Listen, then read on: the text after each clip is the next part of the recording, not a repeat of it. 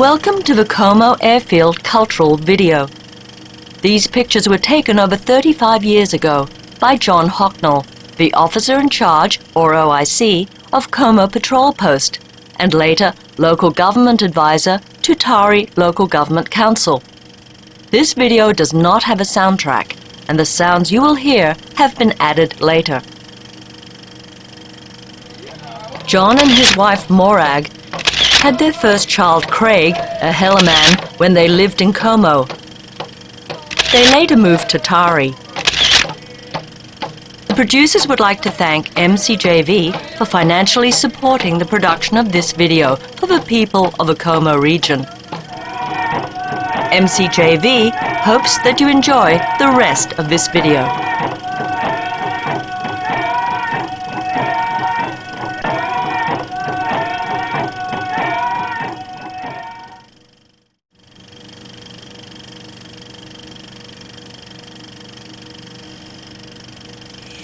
Hello, this is John Hocknull speaking. The 16th of September 1975 saw Papua New Guinea gain independence from Australia. On the evening before independence, the Australian flag was lowered for the very last time at Komo Patrol Post. This was a very solemn affair.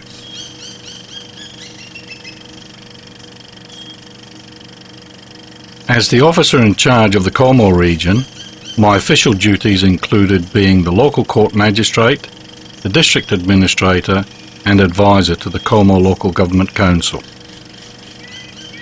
The Australian flag was presented to me by the most senior policeman. This was one of the proudest moments of my life, and I have kept this flag at home for the last 35 years.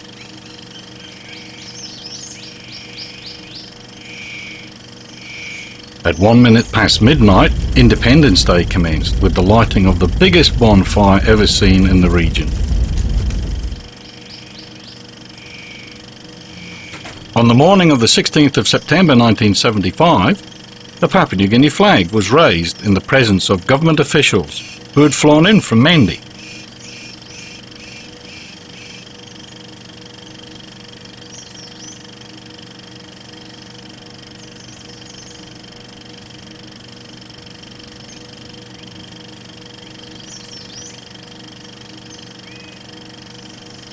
Raising the flag commenced a full day of celebrations for the people of the region, many of whom had travelled for days to reach Komo.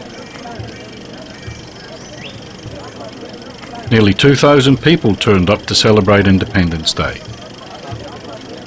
The Independence Day Organising Committee had pulled together a range of activities including a parade of all of the school children in the Komo Bosavi region, a greasy pig chase and a greasy pole climbing competition. These school children will probably remember this day for the rest of their lives because of the significance it has for the future of their country. Government interpreter Hela explained to the councillors and the gathered crowd how the day was going to be organised and instructed everyone to move down to the Komo Oval and line up in their school groups for the parade. Everyone listened intently. In the background, as Hela is speaking, you will see a sign above the door that shows that this is the Komo International Airport Terminal building in 1975.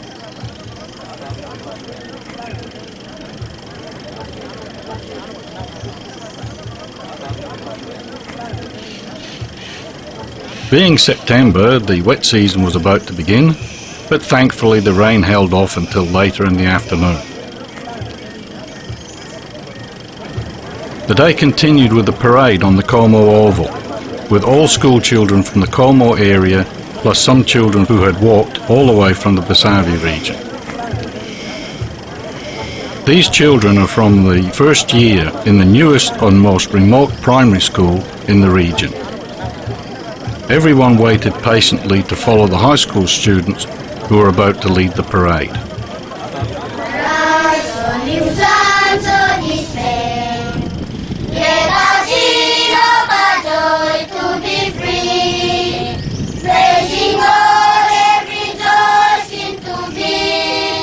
Papua New Guinea.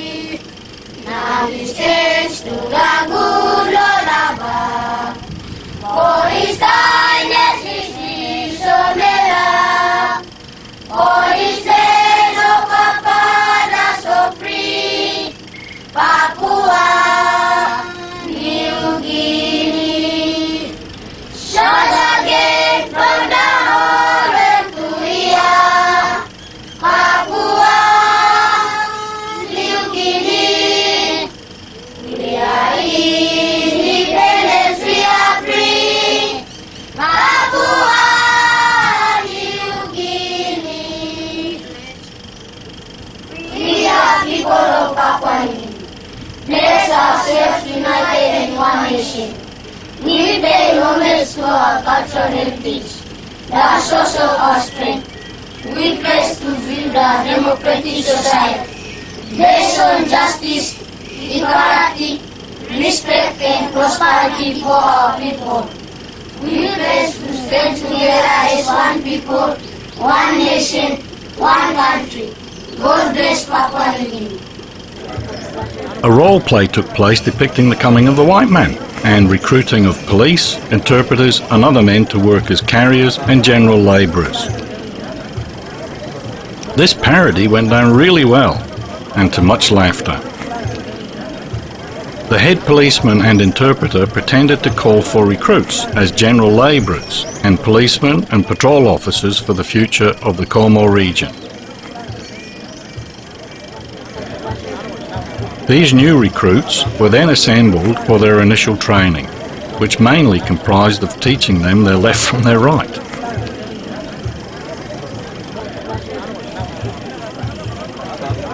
This was important for marching on parade, which they did every morning at 8:15 a.m. outside the patrol post general office.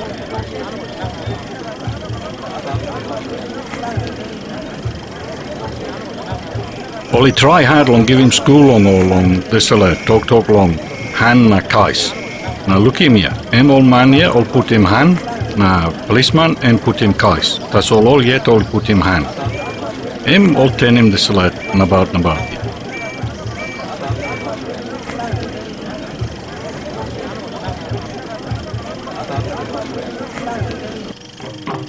My son Craig, ol send one pula Hela pikinini trui.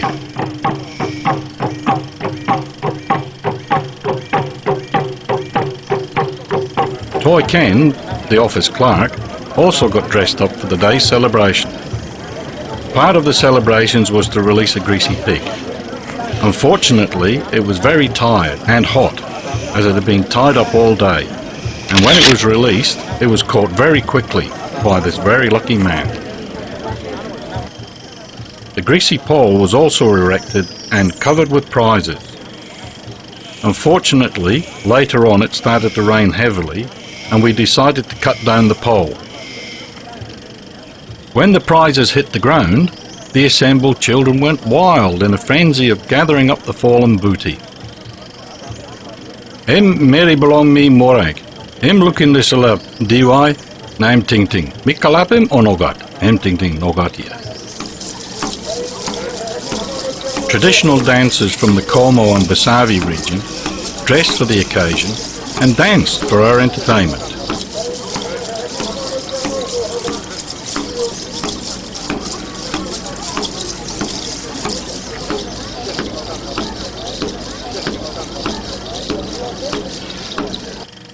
One dancer dressed as a spirit and caused the children to run and hide.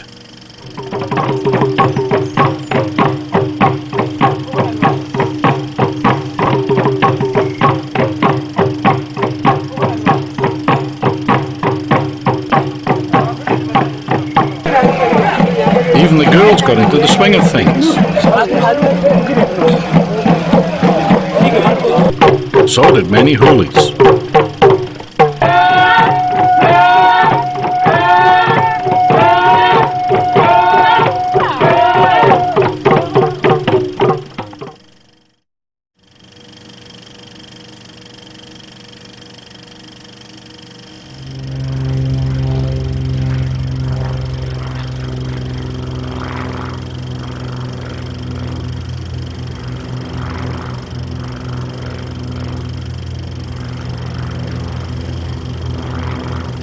This aerial view of the airstrip at Komo shows how few people lived in this region at the time.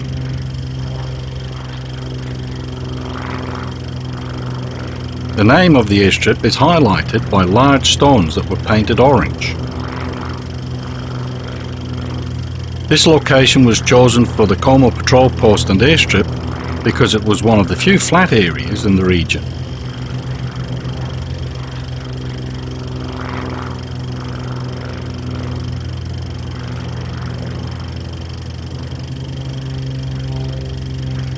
Whilst awaiting the birth of a new Hela man, our son Craig, I was required to visit the various patrol posts in the Hela region, including Areme, Tari, Korova and Komo, to replenish their cash. We did this on a regular basis to top up the money held in the treasury offices to enable them to pay for road contracts and the wages of all the government workers. This included flying over Lake Kutabu and the Bosavi area. In 1975, Mendi looked particularly good from the air, especially the brand new hospital.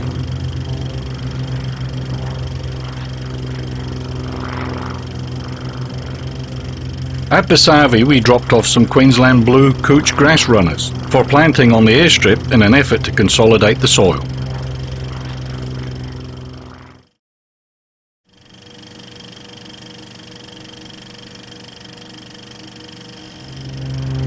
The Bosavi area plus Areme and Lake Kutabu are all neighbours of Tari Komo, and 35 years ago could only be reached quickly by air. A by-election was called and caused a quick patrol into the Bosavi and some of the remotest country in the nation. The patrol moved quickly to Samarisi, where voting took place for this by-election.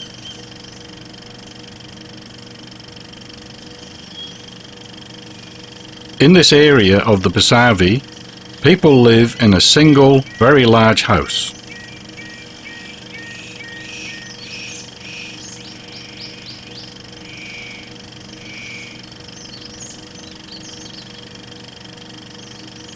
Here they also carry out swidden gardening practices, where they clear the undergrowth, plant new seeds or seedlings, and then fell the forest to provide shade and nutrition. Very few people in Papua New Guinea use this type of gardening. The dancers from the Bosavi put on a show demonstrating their unique dress and rhythm.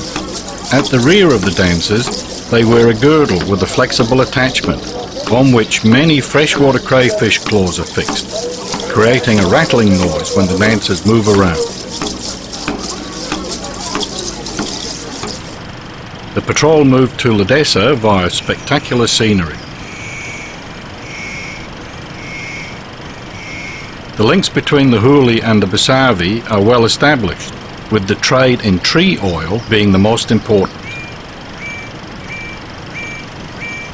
The patrol consisted of more than 20 porters who were taking the patrol equipment and ballot boxes for the election back to Ledesa. Although the scenery looks calm and beautiful, the river crossing could prove very difficult after heavy rainfall upstream. It was possible to be washed over the waterfall.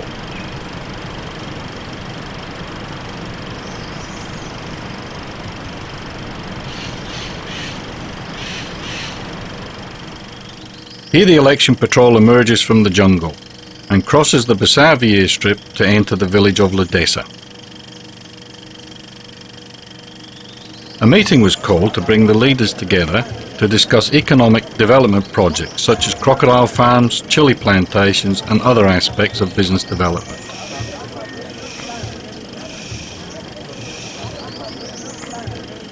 Particular attention was paid to these discussions by the local APCM missionary, who had an interest in finding out how the Bosavi people saw their future. After inspecting Mount Bosavi, National Parks and Wildlife officers get ready to leave. Patrol Officer Favetta also took time out while waiting for the plane.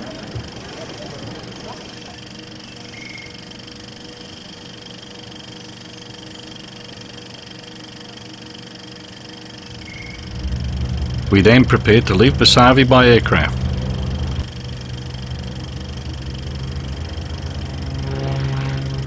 As you can see, the airstrip was built on a hill, and takeoff was interesting to say the least, especially accelerating towards the edge of the jungle.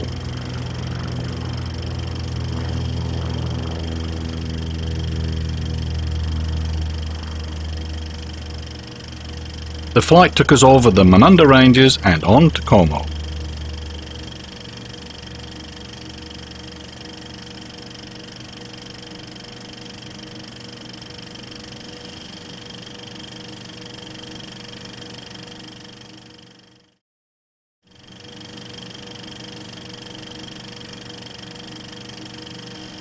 Welcome to Teptep. Assistant Patrol Officer Urban Giru was there to meet me.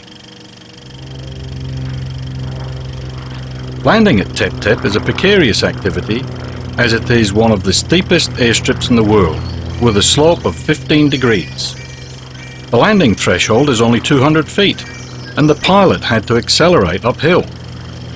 Mission Aviation Fellowship, or MAF Air, took great delight in taking their trainee pilots into Teptep. On one occasion, I was courageous enough to do some circuits and bumps, just to get some footage of the airstrip.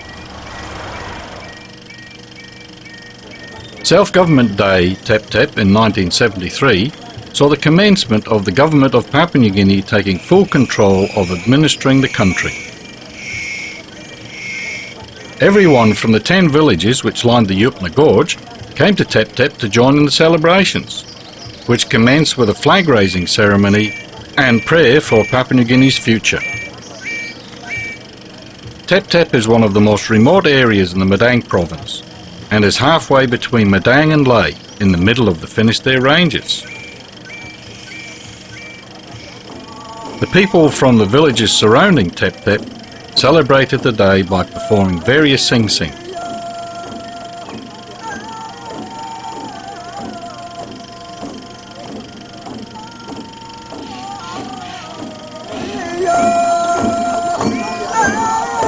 Their costumes, headdresses and decorations are some of the most elaborate I've seen in Papua New Guinea.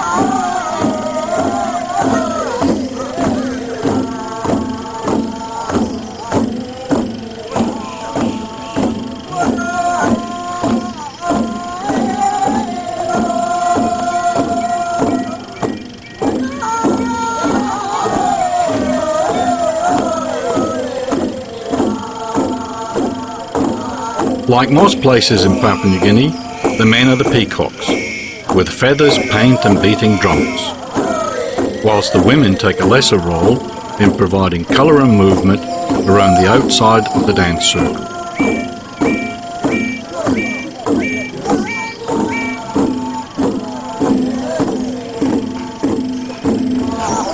One of the most amazing performances I witnessed whilst in Papua New Guinea was when these dancers performed, because the ground literally shook under my feet, and the drumming was so loud and penetrating it made everybody pay attention.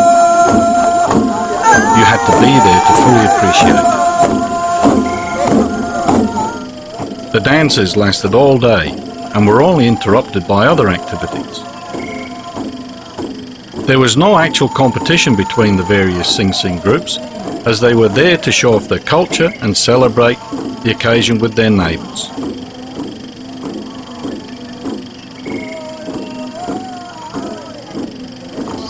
As Teptep sits in a beautiful but small valley, the sunrise is very late and sunset is very early, casting a shadow over the celebrations.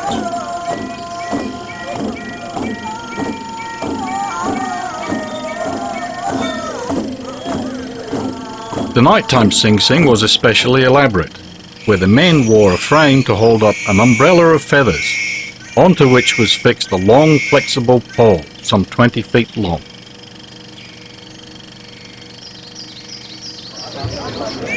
The visitors enjoyed greasy poles for both adults and children.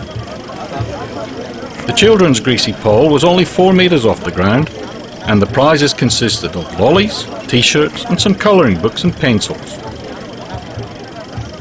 The men's greasy pole was 10 metres tall and was divided into 2 sections. The prizes at the first stage were less valuable than those at the top, and were items such as tinned fish and biscuits. The prizes at the top of the pole consisted of various items such as nails, soap, tobacco and knives, all wrapped up in a thick blanket.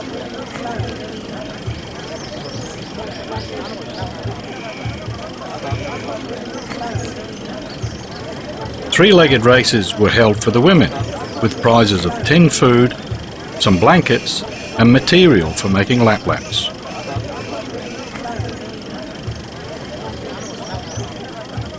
The archery competition involved men shooting at trees, which had very soft bark, similar to that of a pawpaw tree. When a warrior was successful in hitting a tree, he was rewarded with 5 cigarettes.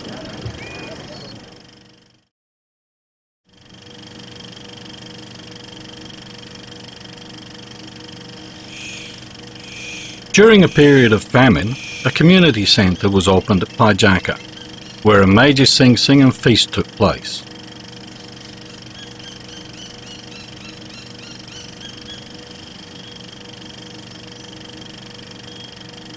Many pigs were slaughtered, as the people were unable to feed them. The opening of the community centre provided an ideal opportunity to have a major feast and relieve the pressure on the struggling families to feed their pigs and to keep them alive.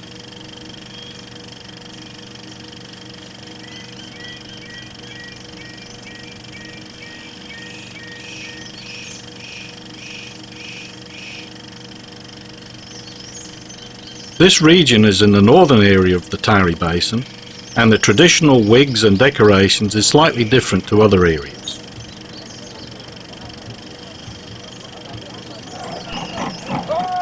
A neighbouring clan group makes its way up the road to Pajaka to join in the celebrations.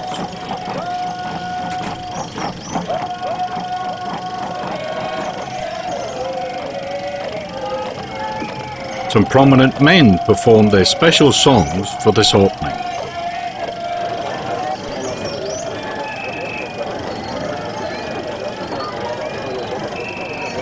National Day was held on the first anniversary of self-government.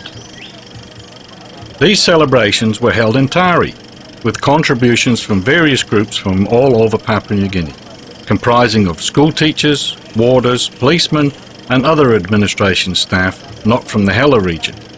They dressed up in their traditional costumes and performed sing-sings from their various provinces.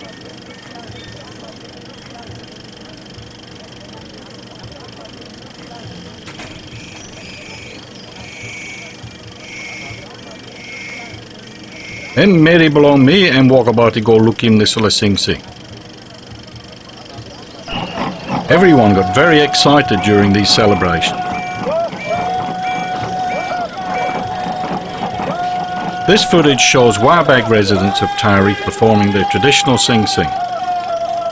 These dancers comprise mainly of prison warders and policemen.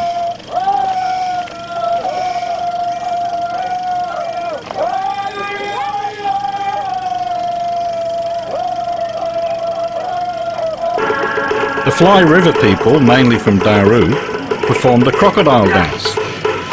These people were mainly teachers and hospital staff with some trainee missionaries.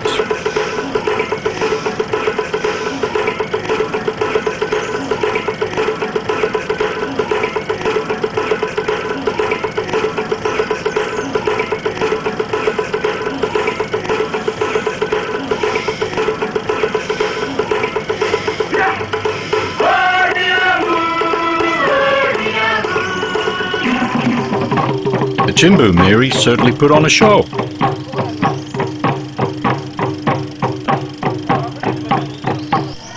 The Huli are one of the largest language groups in Papua New Guinea and are recognised worldwide as one of the icons of the nation, with their highly ornate ceremonial wigs, birds of paradise feathers and bright yellow face paint.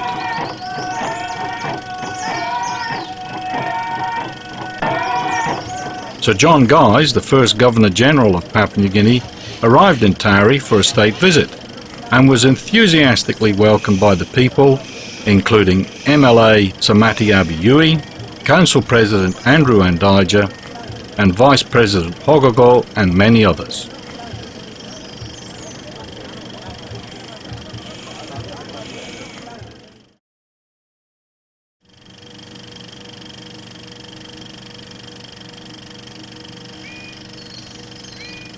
The wildlife of Papua New Guinea is unique, and more species are being discovered every year. The remote and rugged terrain isolates these creatures and provides them with a natural sanctuary. The cassowary, or muruk, is a highly sought-after bird, not only for its meat, but also its feathers and bones, which are used to make daggers, and toenails used to tip the famous huli fighting pick.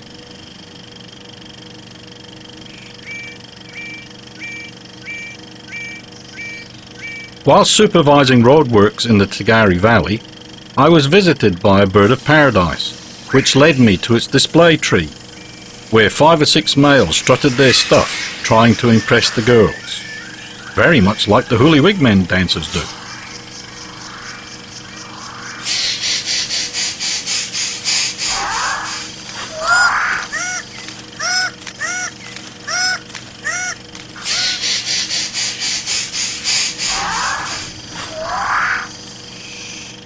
As part of the Independence Day celebrations, a competition was organised to find the longest snake. I went on patrol and left my wife Morag to judge the winner.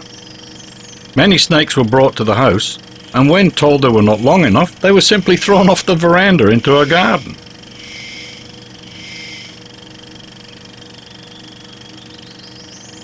This specimen arrived the day I returned from patrol and was let loose in the garden to be measured. Unfortunately, I had to kill it so we could measure it, at just over 13 feet.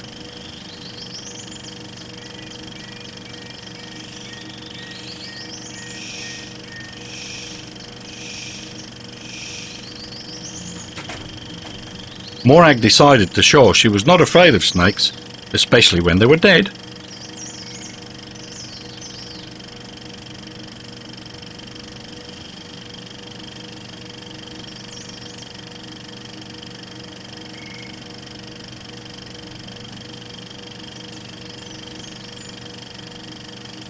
A close-up view of a bird of paradise that adorns every huli wigman's wig.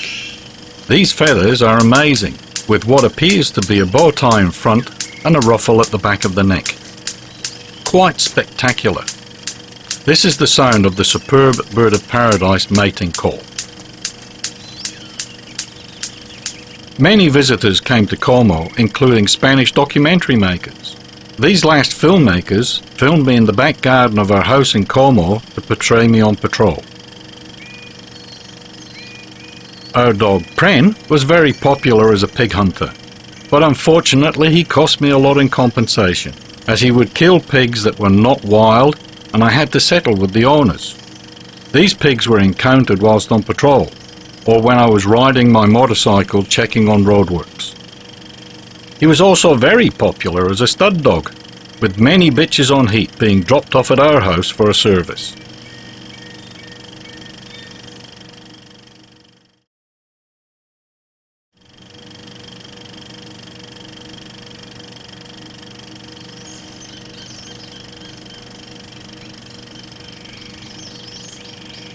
When Papua New Guinea's currency changed from Australian dollars and cents to kina and toya, a patrol was organised to visit the 3 rest houses in the Tagari Valley, with a view to taking the new currency to the people rather than having them come into Komo. The patrol consisted of the local government clerk and treasury official, whose job it was to supervise the exchange of the currencies. We advised the people that they should really put their money in the bank and not leave it in their houses, as it could be destroyed should the houses catch on fire. At this time, 2 men were arrested for fighting, and as punishment they had to carry the very heavy patrol box containing all the coins back to Komo.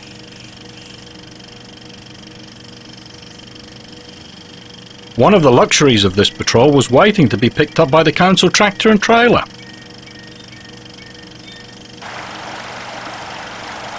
One of the most majestic Kunda bridges I have ever seen crossed the Tamalia River on the way to Rest House number 3.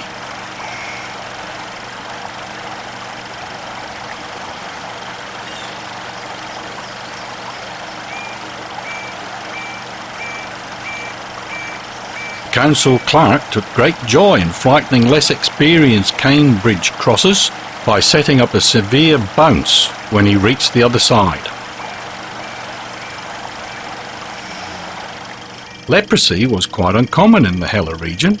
However, it did not stop this gentleman having a sunny disposition. Rest house number 3 was deemed to be unfit for human use, as it was full of chickens and fleas, which were capable of causing scrub typhus. Therefore, we had to destroy it by fire. The Tagari Valley, in my opinion, has some of the most spectacular scenery in the region. There were many hoop pine trees in the valley, which have subsequently been cut down.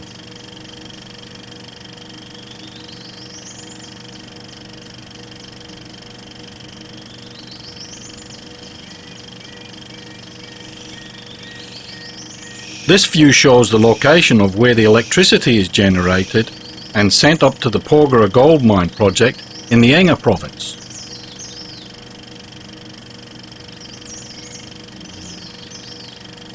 Rest house number 1 is very close to the current Nogali gas wellhead and oil search facility.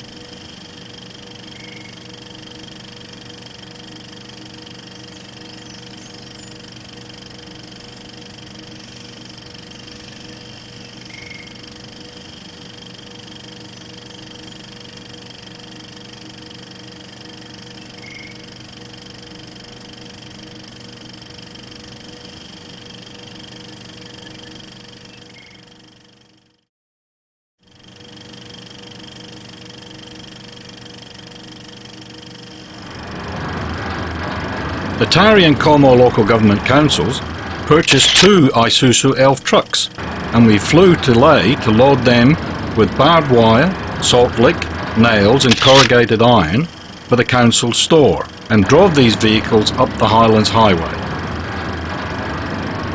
The number of the different tribes along the highway was quite significant, witnessed by the changing cultural dress worn by many of the people. In 1974, the Highlands Highway had an unsealed surface and was generally not much wider than a single lane. However, it was a very good road to drive on, perhaps because of the limited number of vehicles that used it compared to today.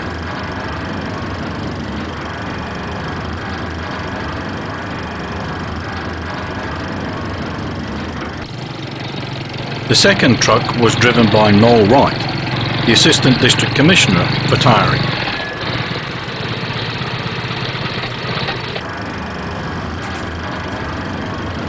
The trees shown along the Highlands Highway are casuarinas. They are used for firewood and have great economic value to the owners of these trees. The ascent to the Dolo Pass became steeper the closer you got, and the road does not get any wider.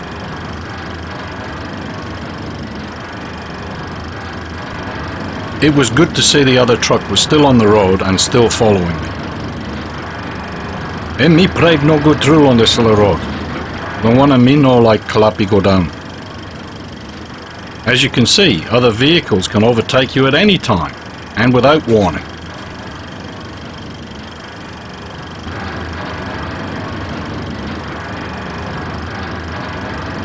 At the top of the Dolo Pass, exactly halfway between Leh and Liagam, there is a sign that shows the altitude and distances from the other towns along the highway. The altitude at this point is 8,130 feet. The road was made up of many hairpins, and nowhere was it straight. The convoy continued along the Highlands Highway all the way to Mendi, where the Komo truck was broken down in order to fly it into Komo by RAAF Caribou.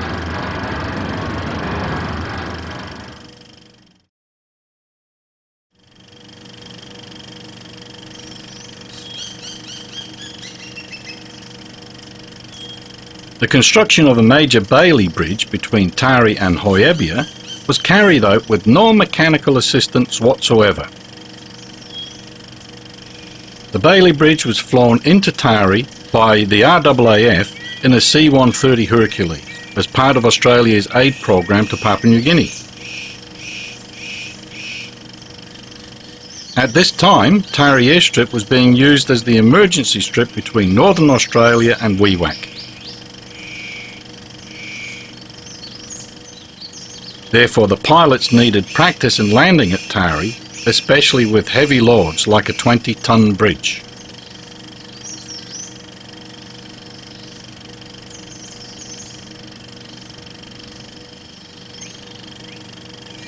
Pure manpower built the bridge and pulled it across the gap to its new footings.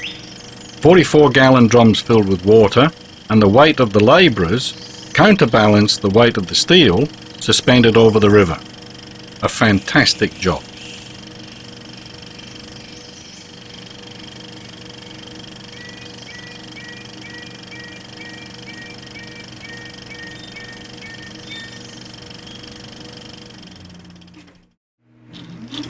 I would like to thank a young engineer by the name of Michael D'Onofrio for providing outstanding support in the production of this video.